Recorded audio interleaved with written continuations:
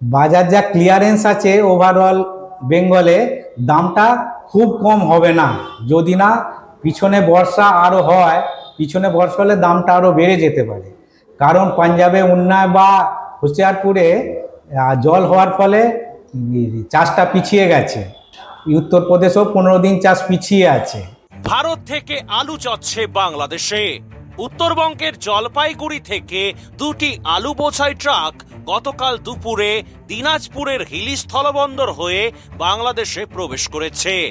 আমদানি শুল্ক কমে যাওয়ার কারণে দীর্ঘ 2.5 মাস পর ভারতের আলু এলো বাংলাদেশে, এমনটাই জানাচ্ছেন পদ্মার ওপারের আলু আমদানিকারকরা। সূত্রের খবর, দুটি ট্রাকে প্রায় 47 মেট্রিক টন আলু গেছে, আরও যাবে। খোলা বাজারে আলুর দাম নিয়ন্ত্রণে রাখার জন্যই নাকি বাংলাদেশ সরকার ভারত থেকে আলু আমদানি করার অনুমতি দিয়েছেন।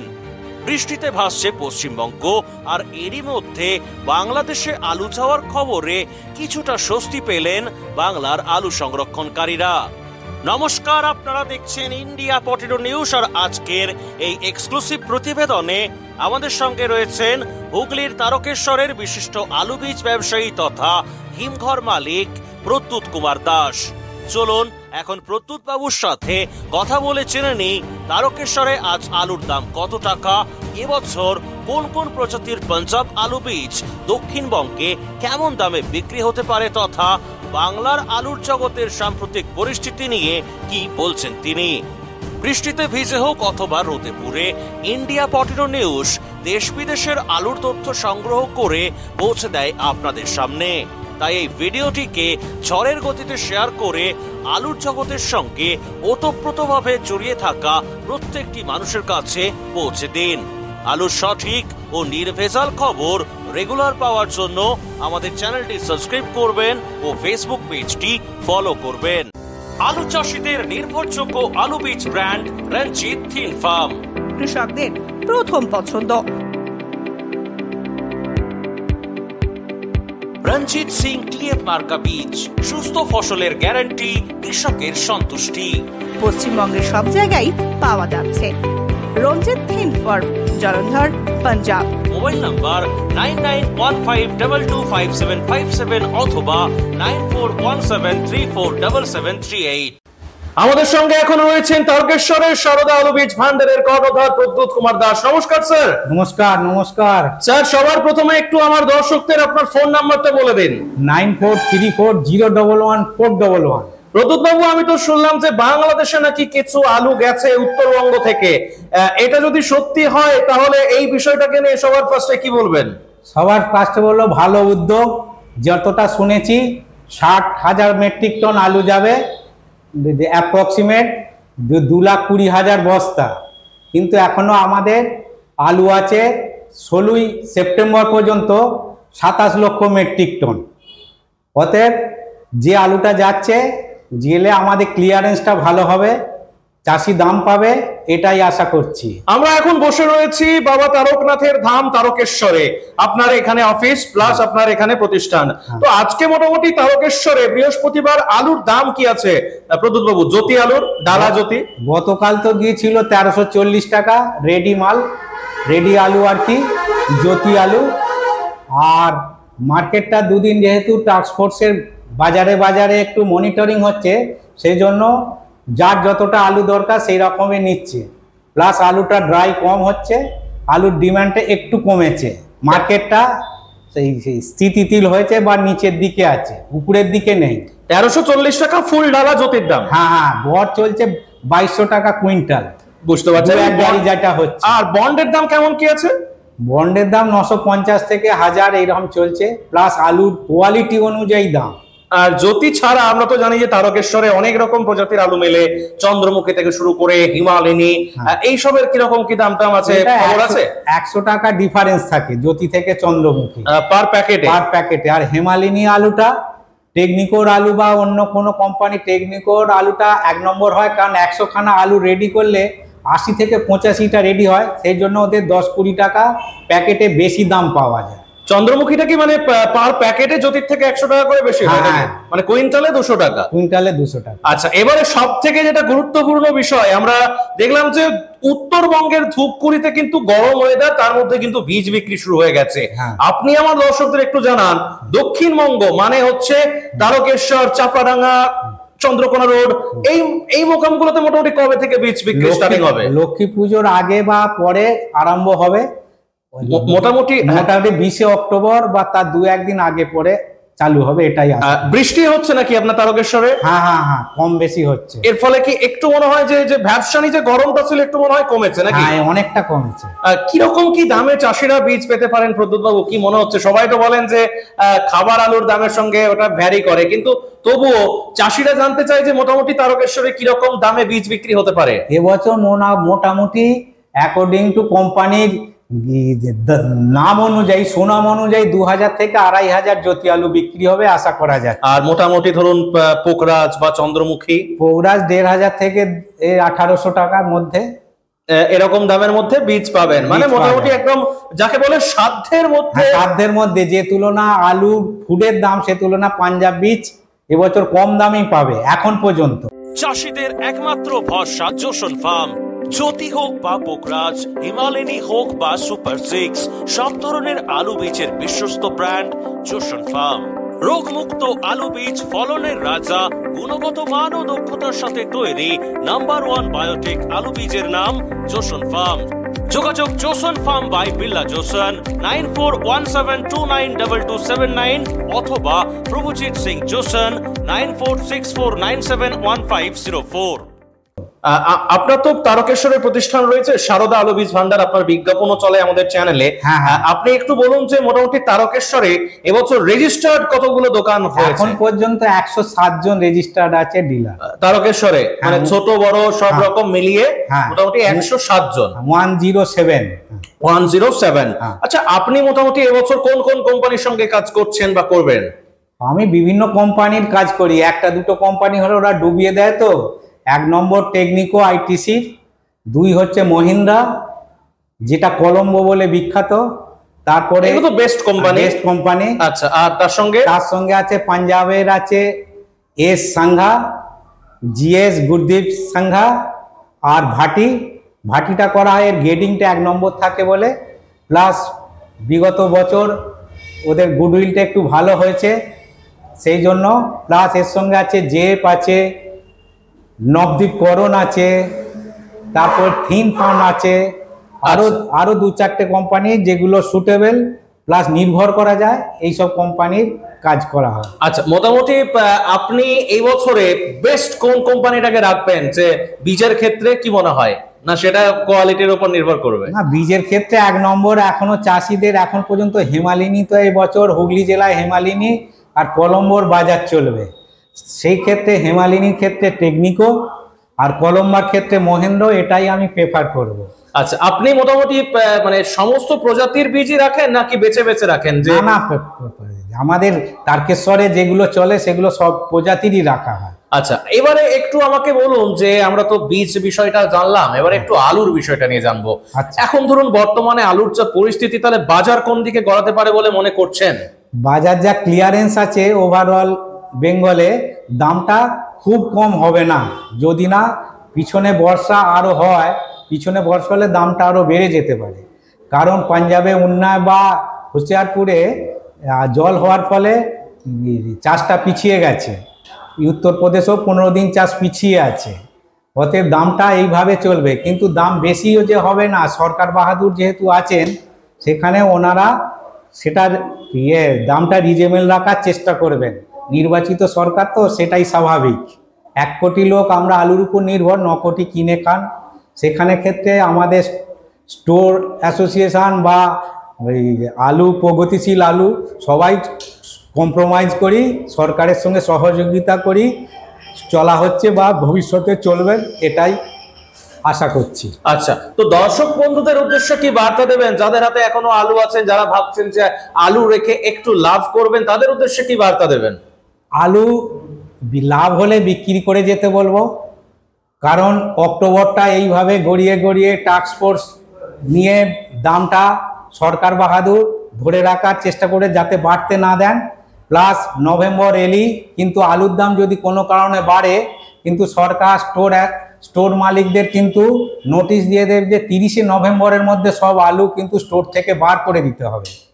নোটিশের পর নোটিশ দেওয়ার ফলে মার্কেট যে প্রচুর বেড়ে যাবে এর ধারণা কিন্তু আমার মতে, কারণ বিগত বছরের যে অভিজ্ঞতা আছে সেই অভিজ্ঞতা অনুযায়ী বলছি, অক্টোবর হয়ে গেলেই কিন্তু আলুর দাম যদি বাড়ার মুখে থাকে, সরকার কিন্তু 30শে নভেম্বর পর্যন্ত আলু নিকাশ করে দেওয়ার জন্য প্রত্যেক স্টোর মালিককে চাপ দেবেন।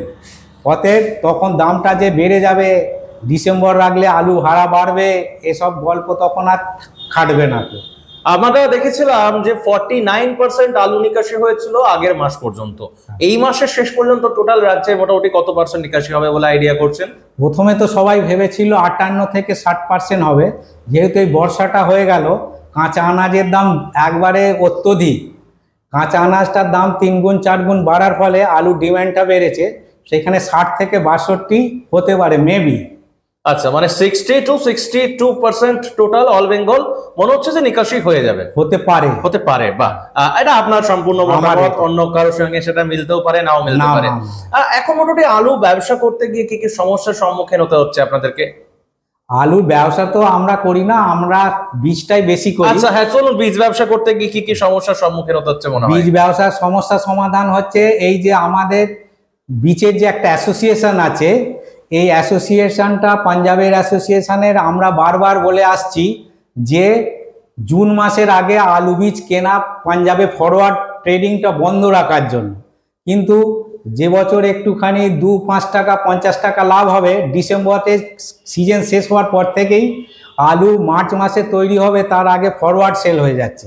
এই ফরওয়ার্ড সেলটা যতদিন না বন্ধ হয় ততদিন আলু বীজ আমাদের বাঙালিদের লসের দান করবে, কারণ বাঙালির টাকা নিয়ে পাঞ্জাবিরা ব্যবসা করে বেরিয়ে যাচ্ছে, তাদের ইনভেস্ট করতে হচ্ছে না। তো এই অ্যাসোসিয়েশনকেও বলবো, প্লাস সরকার বাহাদুরকেও এটাকে টেক আপ করার জন্য বলবো যে জুন মাস মিনিমাম এপ্রিল মাসের আগে পাঞ্জাবের আলু কোনো আগে বিক্রি করা যাবে না।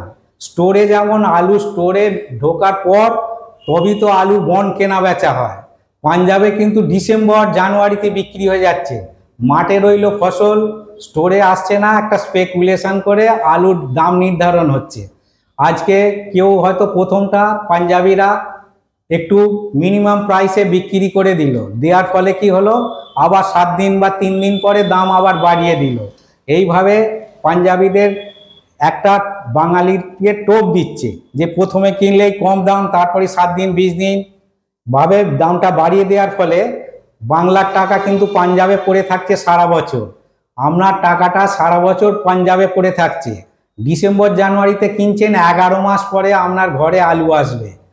এই ট্রেডিং এই ফরওয়ার্ড ব্যবসাটা বন্ধ করা উচিত। আমি সর্বতভাবে আমাদের অ্যাসোসিয়েশনের যারা উপর নেতৃত্ব আছে তাদেরকেও অনুরোধ করব, আর সরকার বাহাদুরকেও এটা ভাবনা চিন্তা করার জন্য বলবো, তাহলে মার্কেটটা বীজের দামটা অত্যধিক বাড়বে না। পাঞ্জাবের উন্নত মানের 1 নম্বর বায়োটেক আলু বীজ কাং এগ্রিফার্ম, কুফরি জ্যোতি, পোকরাজ, হিমালিনী, চন্দ্রমুখী সুপার 6, কুফরি উদয় 7008, মোহন, সঙ্গম খ্যাতি ও সুখ্যাতি আলু বীজের বুকিং চলছে। এখানে ব্রিডার এবং বায়োটেক টিস্যু কালচারের মাধ্যমে আলু বীজ উৎপাদন করা হয়। Kang agrifarm, Kang cold store, Laliya Kalan, Jalandhar, Punjab. Phone number 9915119511। Pradyut babu, আপনার তো একটি হিমঘর রয়েছে, আমরা প্রায়ই যাই, নূতন সারদা হিমঘর, পিয়াসারা মোকাম, তারকেশ্বর থানার অন্তর্গত। চাষিদেরকে নিয়ে কারবার, তো চাষিদের এখন চাষ করতে গিয়ে কি কি সমস্যা হচ্ছে, ধান চাষ বা সবজি চাষ করতে গিয়ে? চাষিদের এখন যে কাঁচা আনাজ ছিল সেটা শেষ হয়ে গেছে, যেটুকু আলু আছে চাষিরাও এখন বুদ্ধিমান হয়ে গেছে, প্রত্যেক মাসে রেশিও অনুযায়ী তারা বিক্রি করে যাচ্ছে। আলুটাই রেশিও করে বিক্রি করার ফলে স্টোরে ক্লিয়ারেন্সটা ভালো আছে, কারণ বিগত তাদের তিক্ত অভিজ্ঞতায় এককালীন আলুটা তারা ধরে রাখছে না, এটা একটা ভালো লক্ষণ।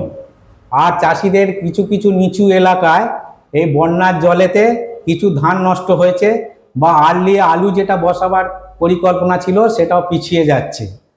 আর আলুর জন্য যে চাষের একটা কালোবাজারি সব আশঙ্কা থাকে, সেই জন্য 2 মাস 3 মাস আগে থেকেই সারটা তুলে নিচ্ছে। সারটা তুলে নেওয়ার ফলে কি হবে, সিজনের সময় ডিমান্ডটা তুলনামূলকভাবে একটু কম হবে, কালোবাজারিটাও কম হবে আশা করছি। আর আমাদের বেঙ্গলে যদি কোঅপারেটিভে সারটা বেশি নেয়, চাষি ভাইদের বলবো সেখানেই যে তারা দরবার করুক যে আমাদের সার দিই। কিন্তু চাষিদের আবার প্রবলেম হচ্ছে, সারের সঙ্গে নাকি ট্যাগিং দিচ্ছে। সার কোম্পানিগুলো একটা সারের সঙ্গে বিভিন্ন অনুখাদ্য বা বিভিন্ন ন্যানো ইউরিয়া বা অন্যান্য সার দেওয়ার জন্য গ্যাদারিং করছে বলে সেই জন্য সেই লসটা যাতে না নেয় সেই জন্য দামটা ডিলাররা বেশি নিচ্ছে। এটা এই নয় যে এটা কালোবাজারি হচ্ছে, এটা কোম্পানি থেকেই এই ট্যাগিং সিস্টেমটা যদি তুলে দেয় তাহলে কিন্তু কালোবাজারির হাত থেকে রক্ষা পাবে চাষিরা। এটা সরকার বাহাদুরকে দেখতে হবে যে সার কোম্পানিগুলো ট্যাগিং সিস্টেমটা যাতে কম হয়, তাহলেই চাষিরা উপকৃত হবে। প্রদ্যুৎবাবু, বাংলাদেশে প্রায় মানে শোনা যায় যে আলু যাওয়ার একটা হিড়িক, যেটা আমরা কালকে দেখলাম একটা নিউজ চ্যানেলের মধ্যে, আপনাদের কাছে নিশ্চয়ই খবর এসেছে, যেটা আমি শুরুতেই বললাম যে আলু বাইরে যাচ্ছে, অর্থাৎ বহির দেশেও যাচ্ছে। এটা যদি ব্যাপক পরিমাণে আলুটা যায় তাহলে আলুর কি পরিস্থিতি হতে পারে বলে মনে করছেন? মানে বাংলাদেশ ব্যাপক পরিমাণে যাবে না, সরকার একটা নির্ধারিত একটা কোয়ান্টিটি নির্ধারণ করেছেন, সেখানে 60,000 মেট্রিক টন দিয়েছেন, অর্থাৎ 2,20,000 বস্তা। অতএব এতে এমন কিছু এফেক্ট হবে না। আর বেশিরভাগটাই তো যাচ্ছে বোধহয় উত্তরবঙ্গ থেকে, হিলি স্থলবন্দর হয়ে ওটা গিয়ে পৌঁছাচ্ছে। এটা একটা গিমিক, অতএব এতে কিছু এফেক্ট আসবে না। আচ্ছা, আর ওভারঅল তাহলে চাষি এবং ব্যবসায়ীদের উদ্দেশ্যে কি বলবেন? ব্যবসায়ীদের বলবো আপনারা ট্রেডিং ব্যবসা ভালো করে করুন। আপনাদের যে টাকা বিভিন্ন জায়গায় আটকে যায় সেইটার জন্য আপনারা সচেষ্ট হন। আপনাদের অ্যাসোসিয়েশন এই সচেষ্ট হওয়াটাকে আরও উন্নত যাতে হয় সেটাই দেখতে বলবো। চাষিদের বলবো আপনারা আলু পরপর বেঁচে যান, সবটা জুয়া খেলার পর্যায়ে যাবেন না। কারণ চাষি যদি তার নির্ধারিত আলু নির্ধারিত দামে বিক্রি করেন তবেই হাসি ফুটবে। এককালীন আলু নিচে পিছনের দিকে না রেখে পরপর বিক্রি করে দেওয়ার জন্য অনুরোধ করব। আচ্ছা, কেউ যদি আপনার কাছ থেকে বীজ কিনতে চায় বা কেউ যদি বীজ বুকিং করতে চায়, আপনার পুরো ডিটেলস উইথ ফোন নাম্বার আরেকবার দর্শকদের একটু বলে দেওয়ার জন্য বলবো। সারদা আলু বীজ ভান্ডার, তারকেশ্বর টিসি রোড, নতুন বাস স্ট্যান্ড। Phone number 9434011411। আমার নাম প্রদ্যুৎ কুমার দাস। অসংখ্য ধন্যবাদ স্যার, ইন্ডিয়া পটেটোর পক্ষ থেকে আলু, বীজ এবং রাজ্যের সবজির সমস্ত টোটাল জানকারিটা আমাদেরকে দেওয়ার জন্য। হ্যাঁ, ধন্যবাদ। আর একটা কথা বলবো, এই যে আমাদের এখানে ডাল আর গড়ের যে তফাৎটা হচ্ছে, প্রগতিশীল আলু ব্যবসায়ী সমিতিকে বলবো ওই যে 1 নম্বর ডালা, তার মধ্যে বড় বড় মাছলাগুলো বাদ দিয়ে যেমন আলুটা বেশি দামে বিক্রি হচ্ছে, কিন্তু আলুটা যেমন ভিংনাগের সন্দেশ আর এখানে লোকাল সন্দেশের তফাৎ হয়, সরকার বাহাদুর কিন্তু বুঝছে না যে ভীমনাগের সন্দেশেরটার দামটা কেন বেশি বা অন্যান্য সন্দেশের দাম কেন কম। ওই ডালার আলু আর হচ্ছে গড় আলু তফাৎটা কলকাতা মিডিয়াম, কলকাতা বাছাই আলুটা গেলে কিন্তু দামটা এত থাকবে না।